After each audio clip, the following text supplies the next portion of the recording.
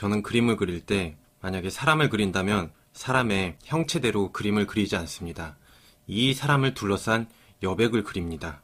사람이 부피를 차지했다고 생각하는 게 아니라 여백이 사람으로 인해서 줄어들었다고 생각을 하거든요. 자, 오늘 이야기를 시작해 보겠습니다. 긴 영상이니까 잘 따라와 주시길 바랍니다. 어린 물고기 두 마리가 헤엄을 치다가 어른 물고기를 만났습니다. 어른 물고기는 인사를 했습니다. 안녕, 오늘 물 참 좋구나. 어린 물고기들은 길을 가다가 궁금함을 참지 못하고 서로를 쳐다보며 물었습니다. 야, 너 물이 뭔지 알아? 이 이야기는 너무나 중요하지만 우리 주변에 늘 있는 거라서 그게 왜 중요한지 말해보라고 하면 막상 그게 무엇인지 어떻게 말해야 할지 모르는 경우가 많아요. 그 깨달음에 대한 이야기입니다. 일단 우리는 독서를 합니다. 독서가 중요하다고 합니다. 독서를 통해서 우리는 무엇을 배워야 할까요? 생각을 넓혀준다고 하고 아니면 간접 체험을 하게 해준다고 하죠. 그러나 진짜 더 본질적으로 중요한 것은 생각하는 게 중요한 게 아니라 어떻게 생각할 것인지를 선택하는 방법입니다. 이 부분이 중요해요. 철학책은 말할 것도 없고 소설책이라고 해볼게요.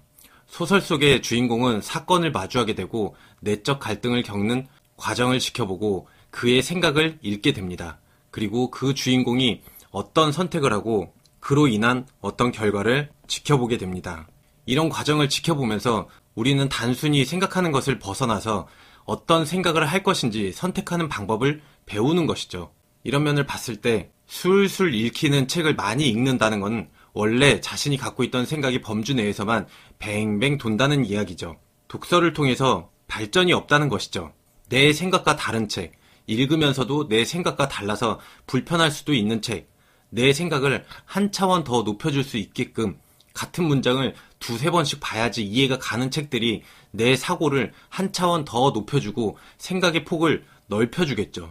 그래서 고전을 읽는 게 중요하다는 것이죠. 하지만 생각을 한다는 게 쉽지만은 않아요. 쉽게 답이 나오지도 않고 정신적으로 금방 지치게 되거든요. 현대인들은 빠르고 정답을 원합니다. 그게 진짜 정답인지는 모르겠지만 내 생각에 정답일 것 같은 정답을 원하죠.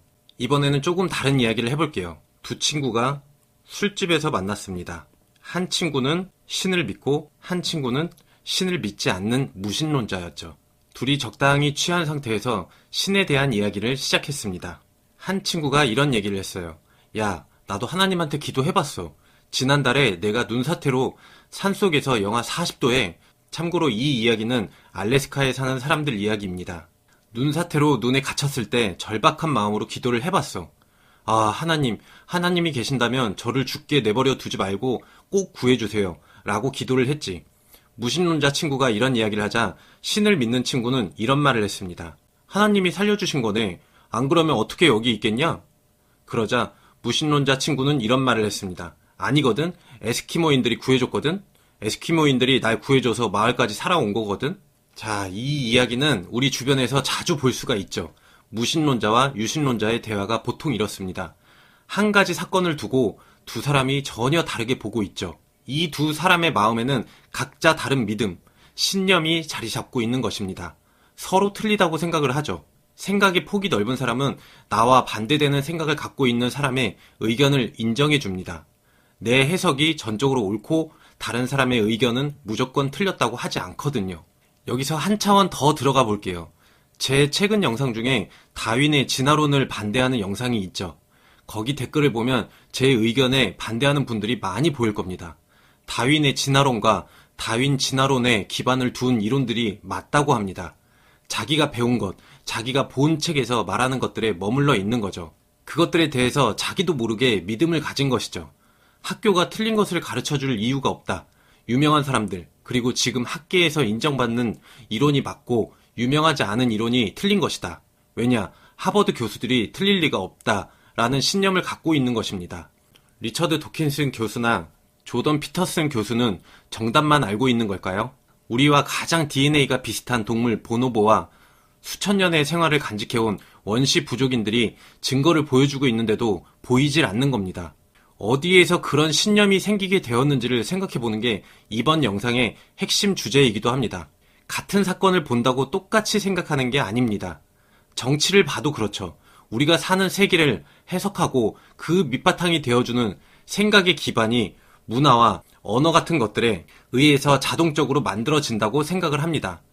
그리고 그게 사실이고 맞다고 생각을 합니다. 의미를 만들어가는 과정 자체가 인간이 자기 주도적으로 의식을 선택하고 그 다음에 결정을 한 다음에 사고를 하고 그 뒤에 의미가 형성이 되는 것입니다. 자기 의도를 갖고 선택한 다음에 해석을 한다는 말입니다.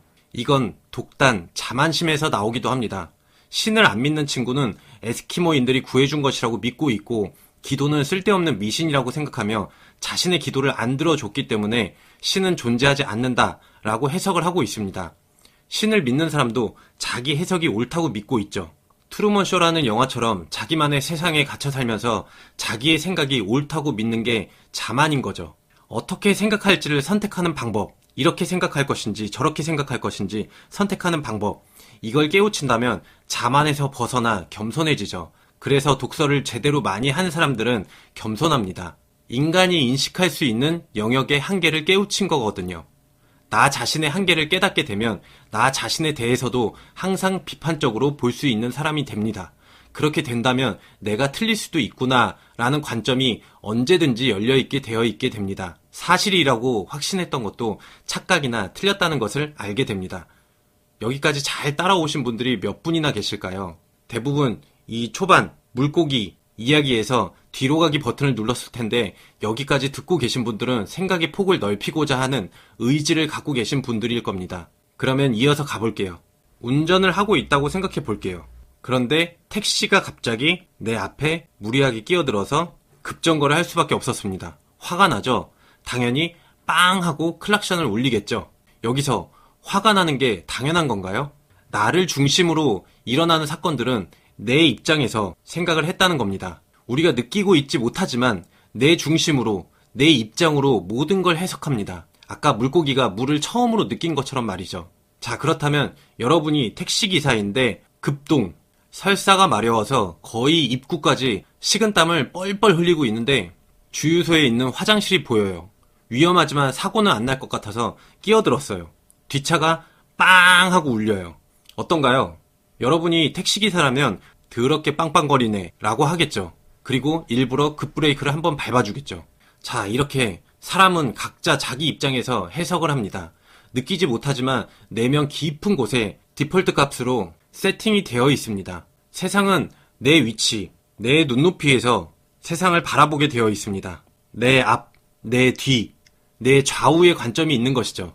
기본적으로 나도 모르게 다른 사람의 관점이 아니라 내 생각과 감정이 즉각적으로 반응하게 됩니다. 이런 관점에서 저는 이런 말을 싫어합니다. 상식적으로 어떻게 그럴 수가 있지? 라는 말을 종종 들어보셨죠? 모두 다 상식이 틀려요. 교육 수준에 따라, 경험에 따라 수준의 높낮이가 다르고 각자의 입장이 다를 수 있기 때문에 다를 수가 있는 거예요. 그때 그 상황에 분명히 다를 수가 있거든요. 이건 제가 나중에 사기당한 경험에서 따로 말씀을 드릴 거예요. 그렇다면 우리한테 설정된 초기 디폴트 값, 이걸 어떻게 벗어날 수가 있을까요? 기본적으로는 학교에서 많은 지식을 익히고 눈에 보여지는 것들이 중요하게 만들었어요. 과학 같은 그 수업 시간에요. 추상적인 생각, 철학적인 사고 등을 못하게 막은 거죠. 생각을 깨고 나온다는 거는 정말 어려운 일이에요. 학교 교육이 머릿속에 그런 것만 집어넣었으니까 다른 길이 전혀 없는 거죠. 머리는 훌륭한 하인이지만 나쁜 주인이기도 하다. 이 말이 무서운 이유는 총으로 자살하는 사람들은 머리에 대고 쏘죠. 이렇게 자살하는 사람은 실제로 머리에 총을 겨누기 전에 오래전부터 이미 죽은 거나 다름이 없는 거죠. 이렇게 디폴트 값이 정해져 있으면 머리가 시키는 대로만 살아가요. 내 이성의 벽을 깰 수가 없는 거죠. 자, 현실적인 이야기로 들어가 봅시다. 아까 운전하던 예시를 들어주었죠.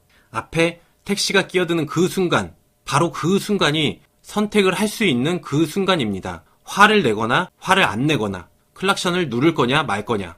코스트코 같은 대형 매장에 가보면 카트를 끌고 다니는데 길도 좁아 죽겠는데 카트를 무개념으로 팽개쳐서 길을 막아버린 경우도 있죠. 이 순간도 선택을 할 순간입니다.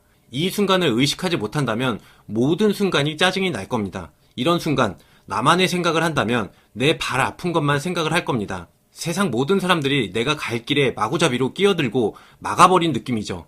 다른 사람들이 미워 보이고 생각이 없어 보입니다. 그런데 분명히 다르게 생각할 수도 있어요. 택시기사 아저씨가 설사가 마려워서 그럴 수도 있고, 카트를 아무데나 팽개치고 갈 수밖에 없었던 이유가 그 카트의 주인이 함께 온 어린아이가 갑자기 저쪽으로 뛰어갔다면 카트를 놓고 뛰어갈 수밖에 없었을 겁니다. 아니면 다른 카트와 부딪히면서 아이가 다쳐서 안고 뛰어갔을 수도 있고요. 전혀 그럴 가능성이 없는 건 아니죠. 이런 경우에는 내 길을 그들이 막고 끼어든 게 아니라 내가 그들의 길에 끼어든 게 됩니다. 그 사람들이 나보다 더 많은 일을 하다가 와서 더 피곤하고 짜증이 나고 원래 나보다 체력이 약해서 더 짜증이 난 상태일 수도 있다는 것이죠. 이렇게 사람마다 다 사정이 다르고 처한 입장이 다릅니다. 사실 모든 일들이 대부분 이래요. 처음에 제가 자막으로 설명했지만 이 스토리는 가져온 거긴 한데, 제가 이 이야기를 정말 중요하다고 느끼고 영상을 만들게 된 이유는 저는 이걸 과거의 어느 순간에 깨닫고 있었기 때문이에요. 사기당한 사건에서 이야기하겠지만 몸으로 그걸 체득했기 때문에 이 이야기가 정말 중요하다는 걸 와 닿고 깨달은 겁니다. 이걸 깨닫고 인간관계에서 화를 내지 않게 되었고 짜증도 나지 않게 되었어요. 아마 이 영상 역시도 조회수가 높지 않을 텐데 이건 정말 중요한 이야기를 하고 있는 거예요. 이걸 안다면 여러분은 나에게 피해를 끼친 사람들도 다르게 보일 겁니다. 사람은 모두가 다 각자 최선을 다하고 있다는 걸 깨닫게 될 거예요. 심지어는 게으름을 피고 있는 사람조차 최선을 다하고 있다는 걸 깨닫게 됩니다.